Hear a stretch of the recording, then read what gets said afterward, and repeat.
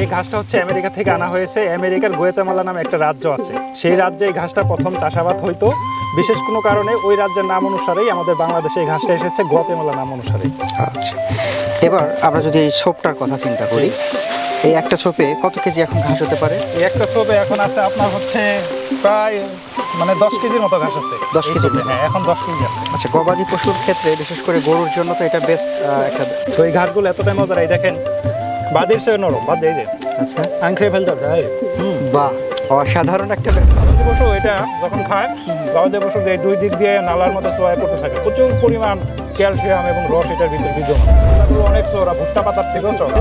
পাতা বেশি, পাতায় কিন্তু ধান নাই। এই যে পাতায় ধান নাই, পাতায় ধান নাই, আমার হাতও কাটবে না, একদমই নরম।